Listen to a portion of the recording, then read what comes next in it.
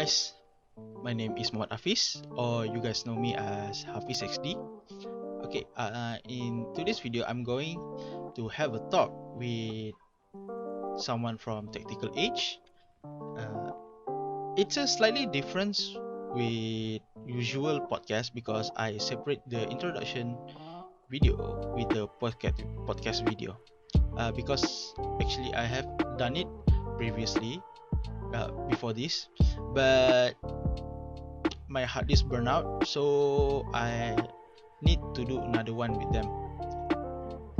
So here's the video. Hope you guys enjoy it. Ciao. Okay, hi guys. So today we are having a podcast. This podcast is about Gelsoft, the bright side of Gelsoft.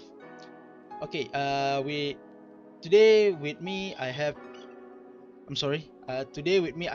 Gilly from Tactical Gelsoft. Hey guys. How are you, Gilly? I hope I'm you're good. doing fine. I'm going well. How are you? I'm fine, thank you. Very That's well. good. Thank you. Okay, so let's get started. Okay, Gilly. What is Gelsoft? What is Gelsoft? Yeah. Gelsoft is the most fastest growing sport in the Southern Hemisphere, I believe. It is, think of it as, we don't like to use this word. This is the naughty word that we use, airsoft. Think of it as airsoft, but instead of airsoft, we use gels. So we use a nice soft projectile, and yeah, it is absolutely an awesome sport. So that's what Gelsoft is to us. I see. Yeah. Okay.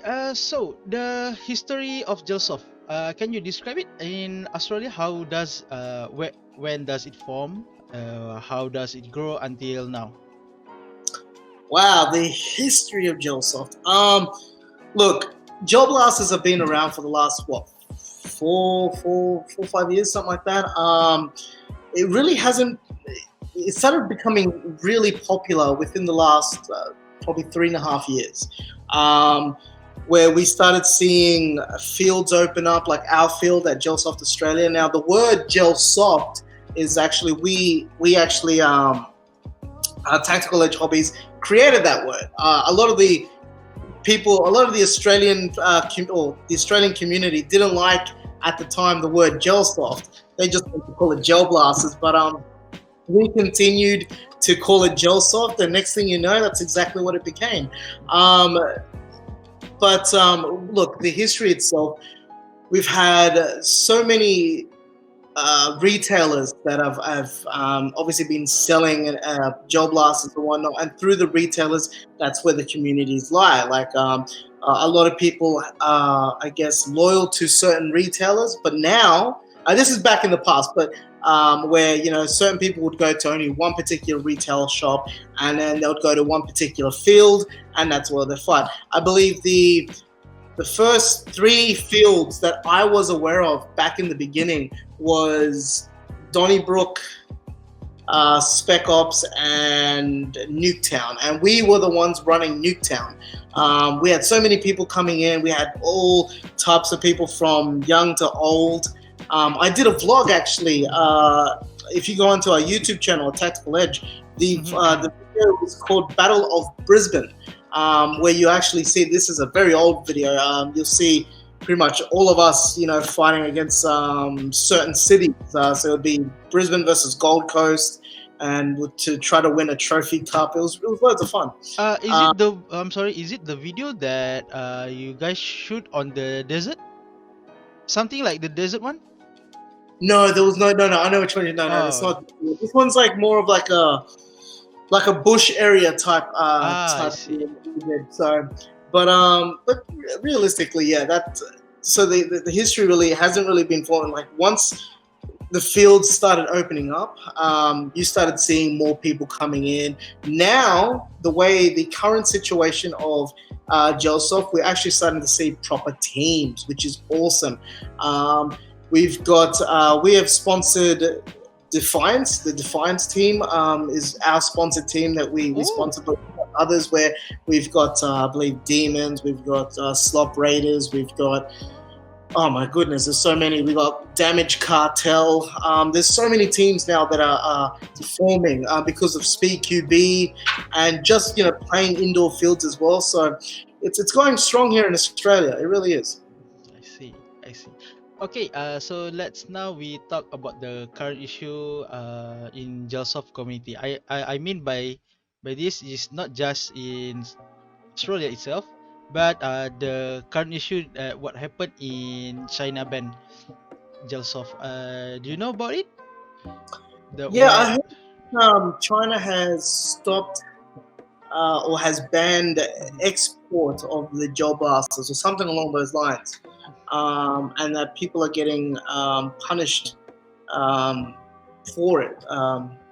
Where over here in Australia, we still, I mean, there's still certain states that gel blasters are not legally allowed to be obtained. Where, like, for instance, there was a state, South Australia, where it was legal, but then the police decided to make it illegal, claiming it was a replica firearm. But we're actually going to be spearheading the campaign to fight a court case against it, and we're 100% confident that the decision will be turned around, which is good, so the people in South Australia can continue to enjoy the gel blasters. So that's pretty much what's been happening here in Australia. I see. Okay. Okay. From your perspective, from I'm sorry, from your opinion, what do you think about the China banning the Gelsoft? Is it good or no, or it's really bad for this community? Um, See, I think I honestly think it's a bit of a double-edged sword. In one way, I think yeah, it's probably a good thing because we might see other manufacturers come up and start producing better quality blasters. But that's not to say that China doesn't produce good blasters. Mhm, mhm. Um, and obviously, another thing is that the blasters that come out of China, we can provide at a cost, a bit of a cheaper cost at times for our customers. So it's good and bad. Like so, I kind of hope that China does allow to just open the allow it to flow again. But it's just one of those things. I mean, if one avenue is closed, obviously there's going to be another avenue where hopefully we get better products. So we'll just see how it goes, man. I see.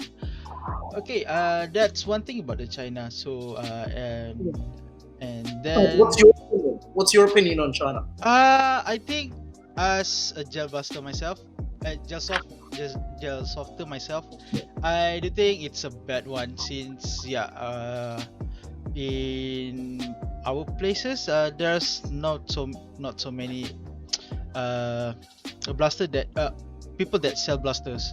So yeah, it's hard to get any now. I think it's really hard to get stuff. So yeah, I think it's bad for Gelsoft. What do you think that Gelsoft provide that people does not notice? I mean the good side that people really Oh hard man, to notice. look, the benefits of Gelsoft is it's quite it is quite known. But for those who haven't played with a gel blaster, look, the benefits are simple. You're running around, getting your exercise. You're getting your vitamin D from the sun. Obviously, it is great for not only your health but your mental health as well. I mean, you're socializing. You're getting out there. Your endorphins are kicking in. Everything is good when it comes to playing with Gelsoft. Of course, you may experience an injury by maybe twisting your leg if you don't seem to watch where you're stepping, because that's happened to me a couple of times.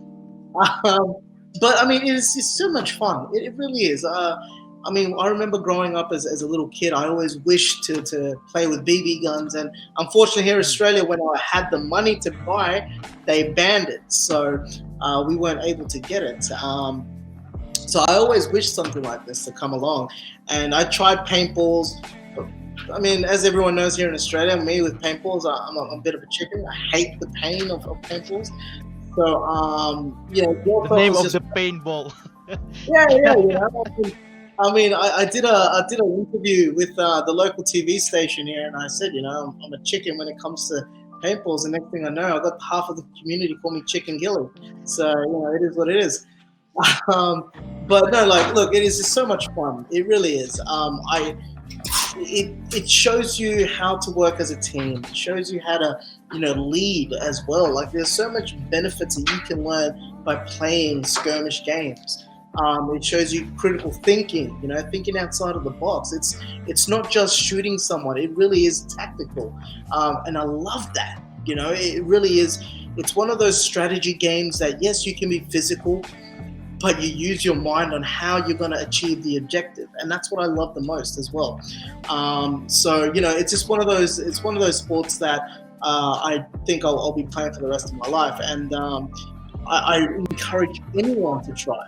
It doesn't matter how old you are or how young. Well, young, I would probably say 8 years old up, but and as long as you're wearing obviously your eye protection. But I encourage everyone to try at least once, because they will walk out with a massive smile on their face. Yeah, And yeah, that's true. That's true. Okay. So, what do you think of the future for Gelsoft? oh, the future. Mm-hmm. Oh, actually, I'll show you the future. Give me 1 second. Sure. Thank you. All right. So the future is what we got. Is this right now? The new model. I just saw The it. new revolver CO2. Absolutely awesome. 6 shots, full metal, gel blaster revolver. We've got CO2 things that are coming, and the future is looking bright. It really is. I mean, this revolver right here, we're expecting it to be doing about 300, probably over 300 FPS. Okay. 300 FPS. Wow. So, this thing is going to pack a punch. It looks great. It comes in silver, full metal. The CO2 cartridge is in the handle. I don't know if I can show you. There it is, right there. So yeah, this thing is awesome. We've got our CO2 pistols, our shotguns. I mean, we are R&Ding a whole bunch of amazing things.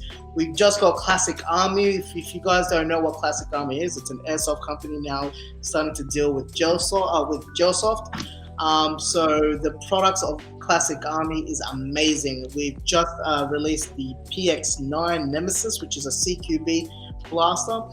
That blaster has a MOSFET, so you'll be able to change the firing rate. It's a programmable MOSFET, which is amazing. So look, to us, the future is bright when it comes to Gelsoft. It really is, and we cannot wait for these products to be hitting down your way as well, in Sabah. I see. Hopefully, we'll get here. It will get. Hopefully, Yeah, it will look, get I mean, it just takes time, obviously, and with the pandemic, we just obviously need you guys to be all nice and healthy, and Thank you. we'll start. To you guys too. Yeah. Okay. So this is a bit out of the questions. You know that European mostly play airsoft, right? Mm. Okay. Do you think our community, this Gelsoft, able to hit through Europe, make a hit in Europe Oh, or USA? do you mean like will Joe Blasters ever Yeah. go into? Yes. I think we've had a few customers buy from Europe. I think, if I'm correct. Actually, let me double check on that. Okay. Okay. No, I lied. Sorry, my apologies. Look, airsoft is obviously highly popular over in Europe. Whether gel blasters go in Europe or not, who knows? I can't say yes or no. What I can say is, can the gel blaster player go up against an airsoft player? Hell yes. Hell I yes. see. I reckon it would probably be better than the airsoft players. That's what I'm going to say. Yeah, because previous That's a pretty good claim, but you know what? Why not? Shoot for the stars, I say. yeah. Because I asked this question because I think it was last year. I went to Barcelona, and that was my first time going to the airsoft airsoft shop. So I was surprised, and then I asked, "Do you know about Gelsoft?" They say, "Yeah, yeah, we know. Gelsoft is from Australia, right?"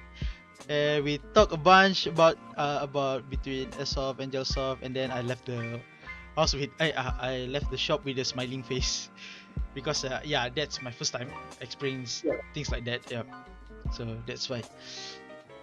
Okay, I think that's all. That's all Okay. from me. Thank you for your time, Gilly. Thank you so much. Yeah, thank you. I was yeah previously this podcast should be with you, Pete and you, right? Yeah, Yeah. yeah, Send my regards to Pete. I will. Hopefully he do well. And by the way, Merry Christmas. In 2 days more. Yeah. Okay. Oh, thank you. I definitely want to say, obviously, Merry Christmas to you and to your family. I want to say a huge shout out, obviously, to everyone in Sabah. Like you guys were amazing when I was over there. All the crews that I met over there. Obviously, there was so many that I met that I to mention, like for instance, obviously there was Alpha, Brotherhood Alpha. There was Medusa Alpha. I had Tompo Squad, Schools, what was it, School Squad as well, or Skull? Is it Skull? I Yeah, think it's Skull. Skull. Yeah. There was so many, man. Everyone was just so friendly over there, and everyone was just so nice. So I cannot wait to come back down to Sabah and see Yeah. you all. Hopefully we able to make friendly tournament between us in Yes, well, Sabah and that's what I'm Australia. hoping. Really friendly tournament would be amazing. Yeah. That'd be so Actually cool. there's a lot of people that wanted to fight with Australian team. Oh, yeah, Yeah. because I remember when I was over there for that. You guys play really good, so I would love to see you guys go against that squad. Mm-hmm. Okay, thank you for your time. Anytime. Enjoy your day, Gilly. I shall. I'll see Mate, you guys. See you guys later. That's all from me. Huge shout out to Tactical H Australia for giving me a chance to interview with them and having a talk with Gilly.